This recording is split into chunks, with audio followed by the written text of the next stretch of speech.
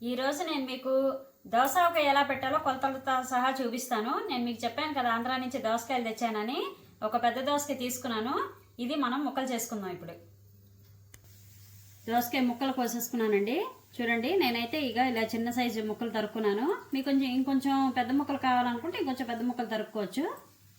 ఒక 4 నిమ్మకాయలు తీసుకున్నానండి, చిన్న సైజు నిమ్మకాయలు. ఇప్పుడు వీటిని కూడా తరుక్కుందాం.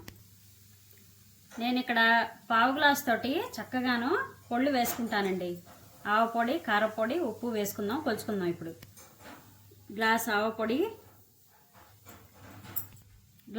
పొడి సరిపోలేదు కాబట్టి నేను ఇంకో అర గ్లాస్ వేసుకుంటున్నాను. మొత్తం కలిపి గ్లాసున్నర ఆవ పొడి, సేమ్ అదే కొలత గ్లాసున్నర కారపొడి, హాఫ్ గ్లాస్ ఉప్పు. తర్వాత నైట్ అంతా ఊరిన తర్వాత మార్నింగ్ చూసుకొని అప్పుడు ఉప్పు ఇంకొంచెం కలుపుకోవచ్చు. ఉప్పు మాత్రం హాఫ్ గ్లాసే వేసుకోండి. మనం ఇప్పుడు ఒక 200 గ్రాముల దాకా నూనె పోసుకుందాం. ఎందుకనంటే పల్లి నూనె అయినా వేసుకోవచ్చు, లేదంటే మామూలు నూనె అయినా వేసుకోవచ్చు, పప్పు నూనె అయినా వేసుకోవచ్చు. నేనైతే పల్లి నూనె వేస్తున్నాను, మీ ఇష్టం అది. చూడండి, నేను ఏవైతే చిన్న సైజు నిమ్మకాయలు చూపించానో అదంతా రసం పిండేశాను నేను. నిమ్మకాయలు చాలామంది నిమ్మప్పు కూడా వేసుకుంటారు. అయితే ఏంటంటే నిమ్మప్పు వేస్తే మాత్రం ముక్క తొందరగా మెత్తబడిపోతున్నదని నేనైతే నిమ్మరసం వేస్తున్నాను. అది మీ ఆప్షనల్, అది మీకు ఏది నచ్చితే అది వేసుకోండి. నేనైతే నిమ్మరసం వేస్తున్నాను. గింజలు పడకుండా వేసేయండి.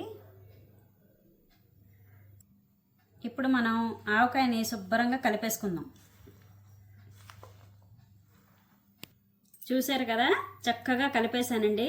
కలిపినప్పుడు మీకు ఇంకా నూనె చాలకుండా పొడిపొడిలాడుతూ అనిపిస్తే కనుక ఇంకొంచెం నూనె వేసుకోండి. ఇప్పుడు నేను నైట్ అంతా ఊరాక రేపొద్దున ఎలా ఉందో నేను మీకు చూపిస్తాను.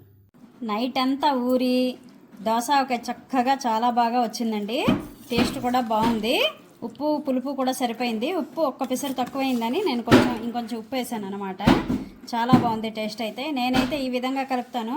మీరు ఎలా కలుపుతారో నాకు కామెంట్ చేయండి. ఛానల్కి సబ్స్క్రైబ్ చేసుకోండి.